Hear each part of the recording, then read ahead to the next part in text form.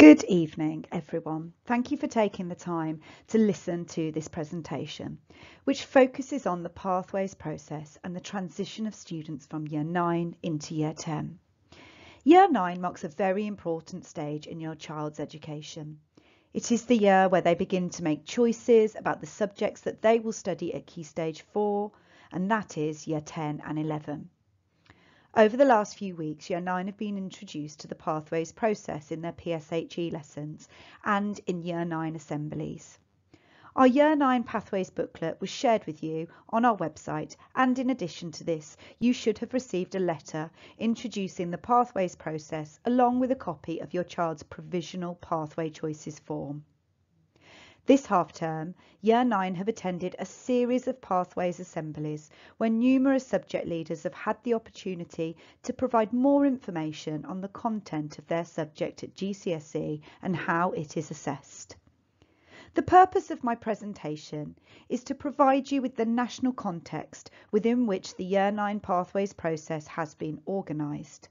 This includes an overview of performance table measures that we as a school need to understand and how GCSEs are graded. The second part to this presentation focuses on Bishop Challoner's context and the rationale behind our pathways process. The pathways process at Bishop Challoner is about you and your child gathering information on the range of different subjects on offer and then selecting subjects that are best suited to your child. There is no need to be worried or concerned about the next few weeks, as we will offer you and your child support with this and help you make both informed and sensible subject choices. Reforms in the education policy at Key Stage 4 have affected all secondary schools throughout the country.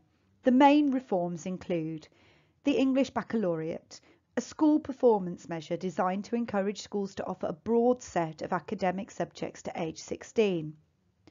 Progress 8, another school performance measure based on the progress students make in a suite of 8 subjects. It is the key measure of a school's performance at Key Stage 4. The replacement of the A* to G GCSE grading system with a numerical format of 9 to 1. Greater rigour in GCSEs and vocational GCSE qualifications, and this has been achieved by removing controlled assessment and replacing it with written examinations. As such, it is very important that Year 9 students spend some time thinking very carefully about the subject choices in Year 10 and 11. So what is the English Baccalaureate? It is not a qualification in itself. It reflects achievement in a range of broad-based academic qualifications at GCSE. It's awarded to students with good GCSE passes, for example, grade 5 and above in English, Maths, 2 sciences and a modern foreign language with geography or history. Crucially, for all secondary schools, the proportion of students in a year group achieving the English Baccalaureate is and will continue to be one measure in school performance tables. This is something that all secondary schools must consider when designing their Key Stage 4 curriculum, which is why the national context is an important consideration. So what is the Progress 8 measure? The Progress 8 measure is of great significance to all secondary schools today. It is a performance measure based on the progress students make in a suite of 8 subjects, the key measure of a school's performance at Key Stage 4.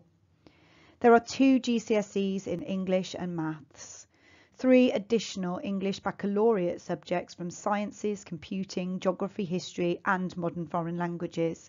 Combined science will count as 2 of the 3 English Baccalaureate subjects, and 3 additional subjects that can be taken up by further qualifications from the range of English Baccalaureate subjects or any other high-value arts, academic or vocational qualification, for example, art and design, business, BTEC sport, BTEC health or creative iMedia. This slide provides a comparison between the new numerical grading format at GCSE with the legacy A* to G grading system used. A grade 4 at GCSE is considered to be a standard pass, whereas a grade 5 is considered to be a good pass. Numerical GCSE grades in the range 4 to 6 are approximately equivalent to the legacy grades C to B. Numerical GCSE grades in the range 7 to 9 are approximately equivalent to the legacy grades A to A star. Undoubtedly, the national context within which secondary schools operate is very important and provides guidance to schools when deciding on an appropriate Key Stage 4 curriculum offer. However, of more importance is our own context and the rationale behind the decisions we make as senior leaders in the school when deciding on what we believe is the most appropriate curriculum offer for our students. Our central philosophy has always been to provide as far as possible a varied and relevant curriculum that recognises the national context. At Bishop Challoner, we remain totally committed to serving the interests of all our students. We do this by developing our pathway structure. We firmly believe that more than one pathway allows us to provide flexibility in curriculum provision to meet the needs of all. We are convinced that this personalised approach allows every student in our care the opportunity to succeed in years 10 and 11. Some key features of the Year 9 Pathways process include: every student in Year 9 will follow a particular guided pathway. There are 3 guided pathways, and these are red, blue and green. The guided pathway that students will follow will be determined by the academic progress made during Key Stage 3, for example, until the end of Year 9. As such, it is possible that a guided pathway may change between our Pathways evening and the end of this academic year. You might be curious to know why we have more than one pathway. The guided pathways at Bishop Challoner reflect the diverse and changing employment and career opportunities available to young people today. One pathway does not suit the needs of all students. Having more than one pathway allows us to provide flexibility in curriculum provision at Key Stage 4 and to ensure that our students follow a programme of study in Year 10 and 11 that will allow them to succeed and progress into post-16 education, be it in our sixth form or elsewhere. The red guided pathway is for students who study a modern foreign language, for example French as well as geography or history or both. Students in the red pathway will then be required to select either one or more other subjects from an available range. The blue guided pathway is for students who, if they wish, have the option to study a modern foreign language. Within the blue pathway, students will be required to study geography or history and then select either 2 or 3 other subjects from an available range. The green guided pathway is for students who will be required to select up to 4 subjects from an available range. On deciding the most appropriate pathway for your child at this stage of their Key Stage 3 journey, we have used the following key pieces of information. The pathways have been determined using Year 7 assessments in the summer term, Year 8 assessments in the spring term, and Year 9 assessments in December of their Year 9. Regular assessment points throughout Key Stage 3. And we have information that tracks a student's progress and provides evidence of the range of abilities throughout Key Stage 3. Are guided pathways set in stone? Now, the answer to that is no. There is scope for students in Year 9 to move pathway. The academic year does not finish until July, and it's quite possible that the pathway a student is currently on can change. So in what circumstances could a pathway change? Key assessments will take place in the summer term of Year 9 and mark the end of a student's journey through the Key Stage 3 at Bishop Challoner. Results of these assessments will be reviewed with the Head of Year 9, Head of English, Science and French.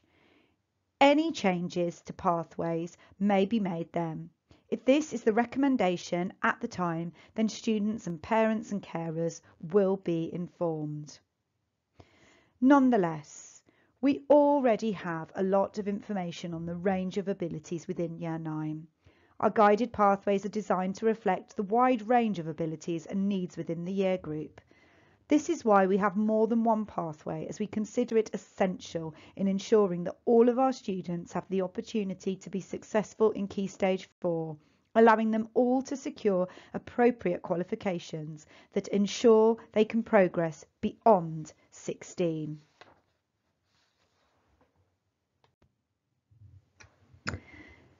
This slide highlights the wide range of choice available to Year 9 that covers many different subject areas, and there are up to 16 different subjects to choose from. The choice available to you combines a mix of GCSE and vocational GCSE subjects. Specific details for each of these subjects are contained within the Year 9 Pathways booklet, which is on the school website for you to look at. Please refer closely to this booklet, as this is a very important source of information for you to help you make your final subject choice selection. Reading the information contained within the Pathways booklet is an essential part of the information gathering process.